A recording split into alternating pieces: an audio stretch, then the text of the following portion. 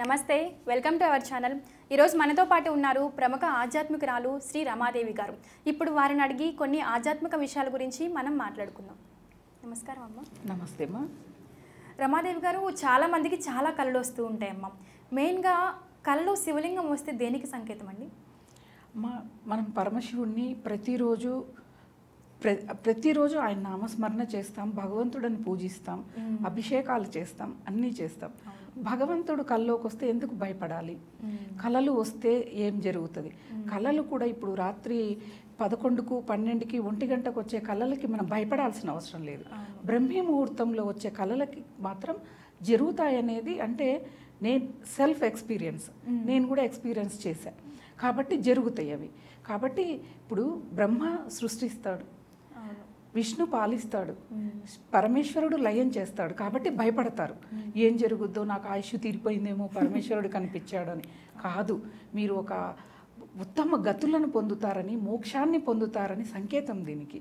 శివలింగం కనిపించింది అంటే భగవంతుడు సూచిస్తాడు మనకొచ్చి, అంటే మనకొచ్చే ఆపద నుంచి రక్షించడానికి వచ్చిండొచ్చు, మనకు శుభాలను కలగజేయడానికి రావచ్చు. ఎందుకు పాజిటివ్గా ఆలోచించరు? ఏది వచ్చినా పాజిటివ్గా తీసుకోవటం వల్ల మన ఆలోచనకి చాలా శక్తి ఉంది. మనం ఏది ఆలోచిస్తే అదే జరుగుతుంది. కాబట్టి పాజిటివ్గా ఆలోచించాలి. శివలింగం కనిపించిందంటే పరమేశ్వరుని దర్శనం అంటే ఎక్కడెక్కడో గుళ్ళకి వెళ్తాము, లేకపోతే పూజామందిరంకి వెళ్తాము, మనం పడుకున్న మంచం మీదే దర్శనం అయింది, లభించింది అంటే మనం సంతోషంగా ఆనందపడాల్సిన క్షణాలు కదా. ఒక్కసారి మామూలుగా కూడా మనకు చెప్పేది, పడుకునే ముందు ఓం నమ శివాయ అనే మంత్రాన్ని ఒక 11 సార్లు జపించి పడుకోండి అంటారు. నిద్ర లేస్తూనే ఓం నమో నారాయణాయ అని ఒక 11 సార్లు అనుకుంటూ మంచం దిగమని చెప్తారు. అంటే భగవన్నామ స్మరణ చేస్తూ పడుకుంటే మనకు అన్ని మంచి శుభాలు జరుగుతాయి, ఎటువంటి చెడు కళలు రావు. ఇలాంటి జరిగినప్పుడు ఇలా జపిస్తూ పడుకుంటే శివలింగం కనిపించినా భయపడక్కర్లేదు, ఇంకా ఏ దేవతా విగ్రహాలు కనిపించినా మనం భయపడక్కర్లేదు. కొంతమందికి చనిపోయిన వాళ్ళు కూడా కనిపిస్తూ ఉంటారు. ఎందుకు కనిపిస్తారంటే వాళ్ళ గురించి ఎక్కువగా ఆలోచించిండొచ్చు కదా. మనం ఒక విషయం ఏదైనా ఎక్కువగా ఆలోచిస్తూ ఉంటే ఇంకా అదే మన కళ రూపంలో మనకు వస్తుంది. కానీ భయపడాల్సిన అవసరం లేదు.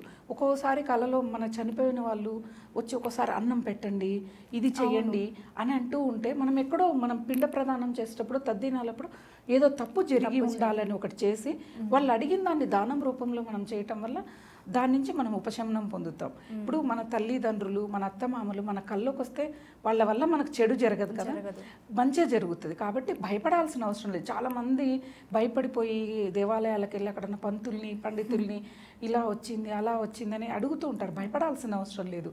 పరమశివుడు, పరమేశ్వరుడు ఆ ధ్యాన ముద్రలో ఉంటాడు. ఆయన ఆ లింగాకారం, లింగం కళలోకి రావటం అంటే ఒక మహా అద్భుతమైన సన్నివేశం. దాన్ని అంటే కొన్ని కళలు గుర్తు ఉండవు, కానీ పరమశివుడు కళలో కనిపిస్తే గుర్తు పెట్టుకోవాలి. ఆ రోజంతా క్షణం ఆ లింగాన్ని మనం గుర్తు తెచ్చుకుంటూ ఉంటే మన మనసులో ముద్రించుకొని పోవాలి. మన మనస్సే దేవాలయం, ఆ దేవాలయం, ఆ మనస్సు అనే దేవాలయంలో ఆ లింగ ప్రతిష్టం చేసుకోవాలి మనం. కానీ భయపడాల్సిన అవసరం ఏమీ లేదు.